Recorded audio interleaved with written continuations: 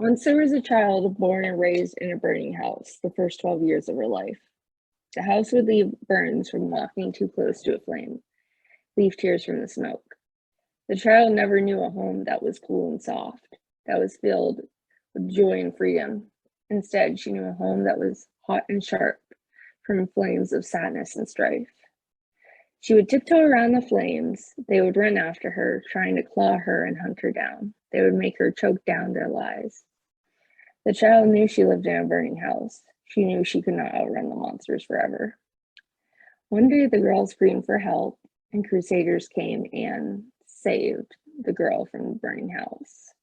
As she went with the knights in their carriage, a mouse came to warn her that the new home she was going to would still be a home that would hurt her. The knights wore cool suits that were like ice, although they were still monsters. After all, what can truly define a monster? The mouse ran towards the girl because she was not the first child the knights had taken to their home. The mouse tried to get the girl to notice. However, she ignored the mouse.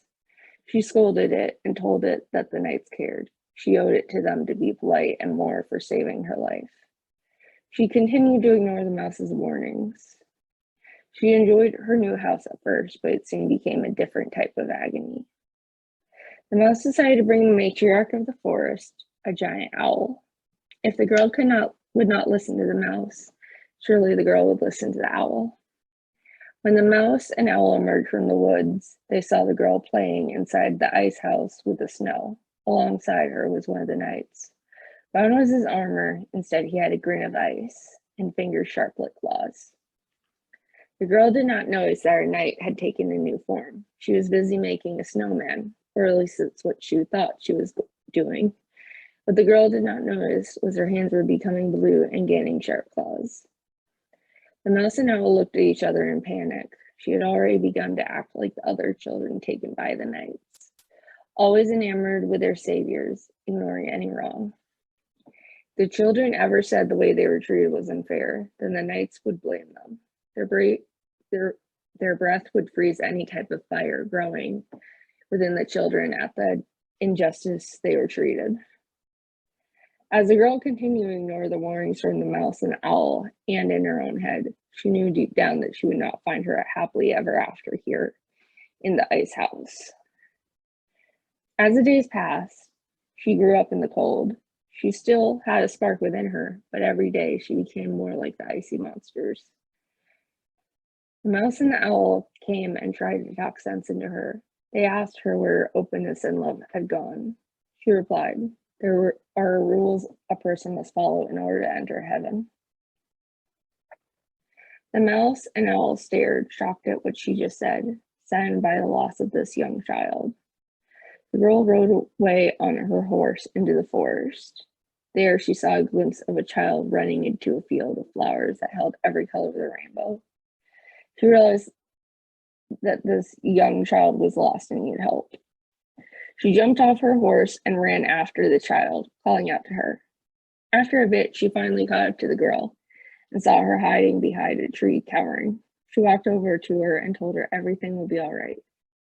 She stopped, however, when she noticed two important things. The first one was a mirror. The owl was holding up a mirror beside the girl, and she caught a reflection. She didn't see what she expected. It wasn't herself, but instead a monster of ice. The second thing she noticed was that the girl was her before she got taken by the knights. She had become a monster. She rode on her horse to her old home to see if her mentors, the knights, could fix her and make her pure again. Reform the lies that were created to save her from her fiery fate. Unfortunately, that did not happen. After a while of running, she stopped because she grew tired and sat down on a rock in a clearing. When she entered the clearing, she saw the most beautiful garden and saw a lady with dark hair, decorated in stars, sitting on a bench by the pond.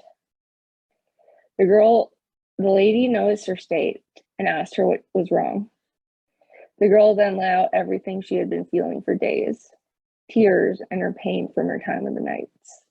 She told Lily everything that happened and how she had become a monster too. The lady listened and asked her to come to her suddenly. The girl, confused, asked what she was going to do to her. The lady looked at her sadly and said, "I will not hurt you." The girl then came over and sat next to her. The lady showed her a mirror, but the girl looked away in fear. The lady asked her what was wrong, and the girl replied that she could not bear to look at herself and face the monster that she was. The lady looked at her in pity and told her that she was not a monster. The girl listened to the lady and looked in the mirror. What she saw was just a girl that was scared and hurt, a girl that experienced more pain than what any child should experience. She looked at the lady with tears in her eyes and asked if this mirror was true. The lady smiled and told her it was true. That night, the forest mourned the death of childhood and celebrated the gift of freedom and home. Years later, in the forest, you can find a girl in a tree painting her life and assigning her destiny. In the tree, she is surrounded by her new family, which includes the lady, the mouse, and the owl, and other new friends. She was proof that any child that was hurt by a monster or is birthed by a monster would not be cursed to become a monster. Instead, they could become something better and more beautiful. She was raised in a burning home, so she made her own home, for she was the master of her fate.